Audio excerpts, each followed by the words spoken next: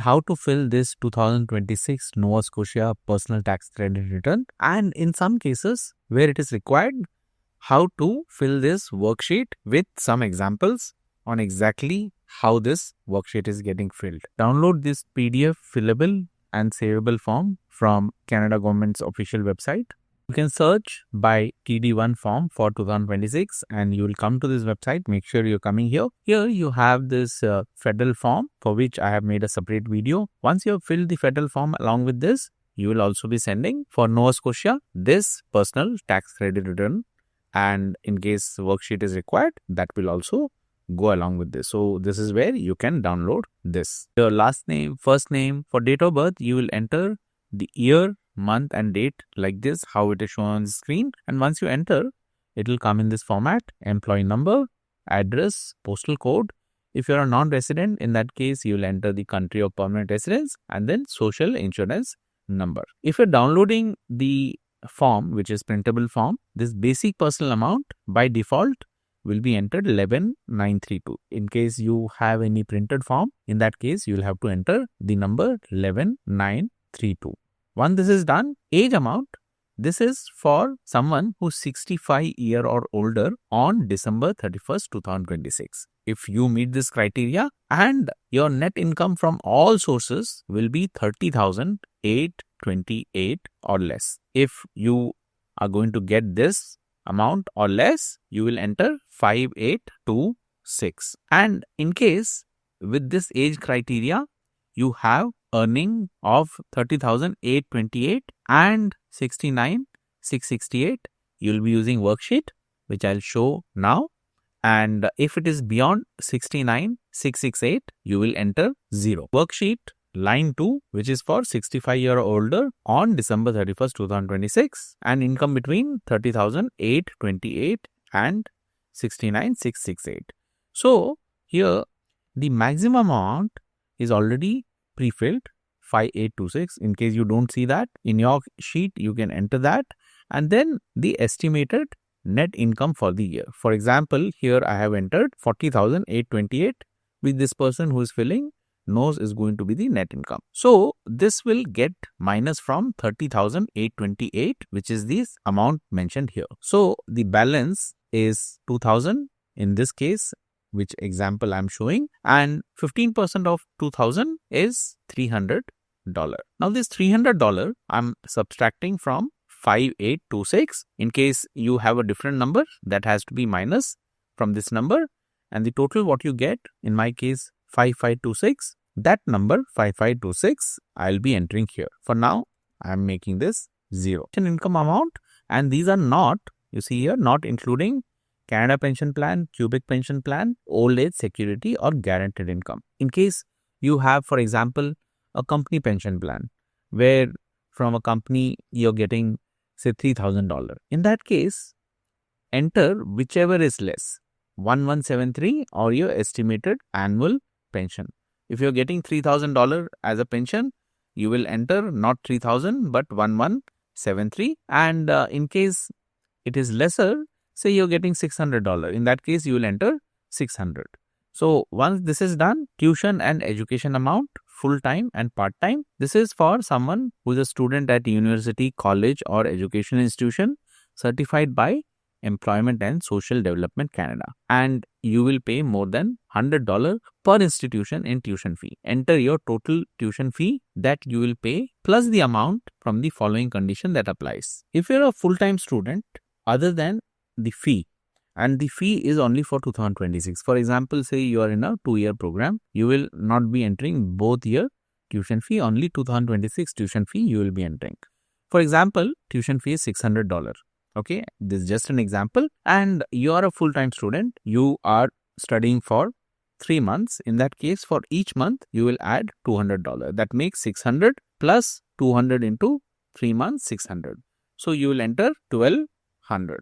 And here, $200 for each month, you will be part-time student who has mental or physical disability. If you are in this category, you will do the same calculation keeping this in mind. And if you are capable, fully capable without any mental or physical disability, and you are a part-time student, in that case, you will do a calculation based on $60 for each month. For example, you are studying for 3 months again. So 3 into 60, 180. And if your fee was 600, that makes it 780. And if you don't have anything, you enter 0. By disability amount, if you will claim the disability amount on your income tax and benefit return by using form 2201. If you have this form, you will be able to fill this 7341 amount here. And if you don't have this form, you will enter 0.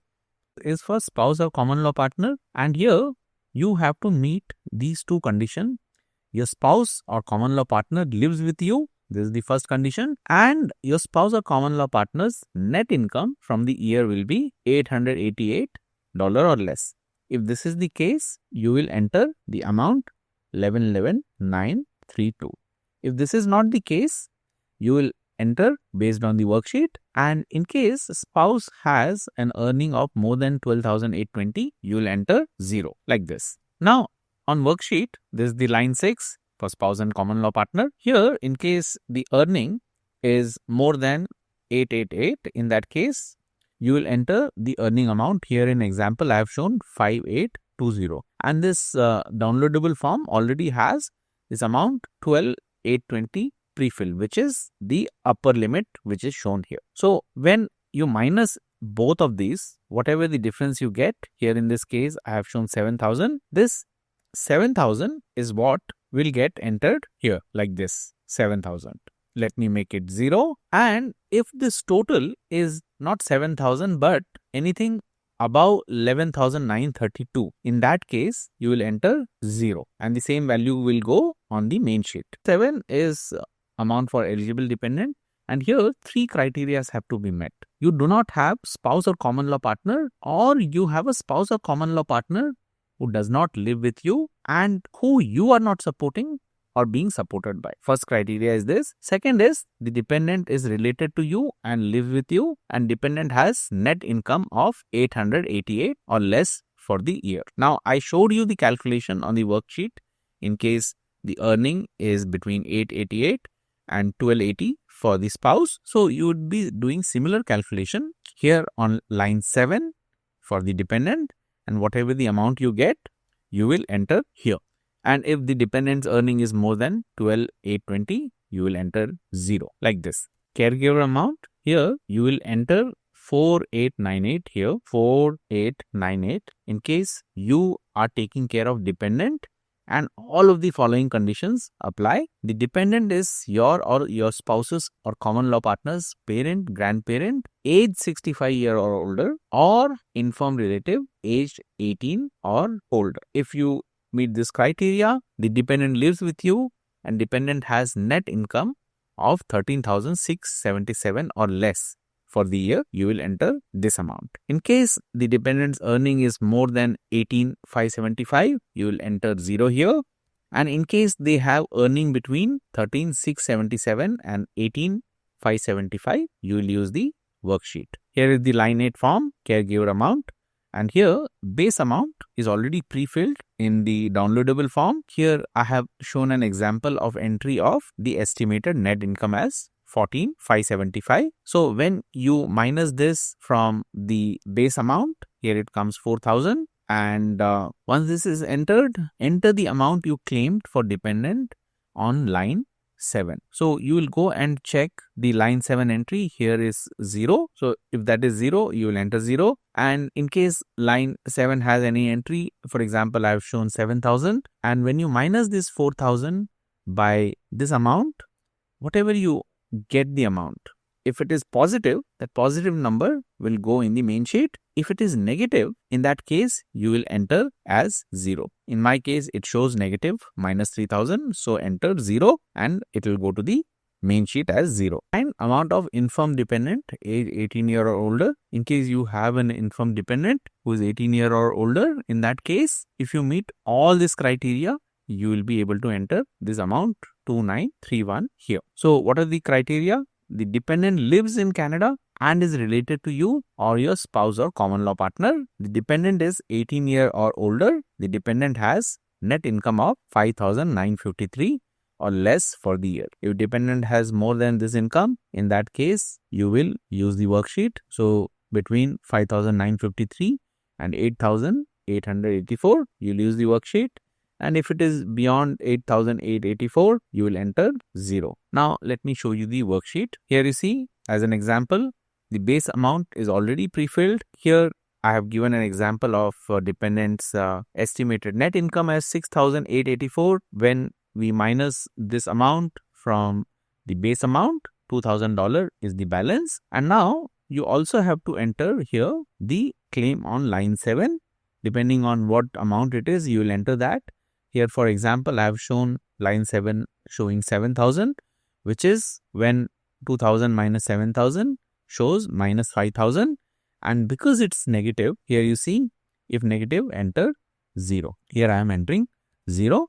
And the same thing goes on the main sheet as 0. Line 10, amount transferred from your spouse or common law partner. Say your spouse or common law partner is filling their form and they see that they're not able to use the entire credit because their tax rates are low. For example, they had a credit of $5,000, but they are only using $2,000. In that case, that remaining $3,000 credit can be transferred to you. And what is not included is their age amount, pension income, tuition and education amount, disability amount. Other than this, if there are any, that can be transferred. So that number you would enter. Here I am keeping it 0. And same goes for the dependent in case they have any unused amount that can be entered here. Once everything is entered, you will total from 1 to 11 and enter the total amount. Here in this case, 11,932 is the only entry. So after totaling, that has been entered. Whatever you get, the number, you will enter that. Then once we come down, here you see more than one employer or payer at the same time. In case you have more than one employer, chances are that you would have filled this form already. And if you have done that or you have more than one employer, you will check this box. And also you cannot claim them again in case you already filled the form earlier with the employer. So if that be the case, your total income from all sources will be more than the personal tax credit you claimed on another form TD1S.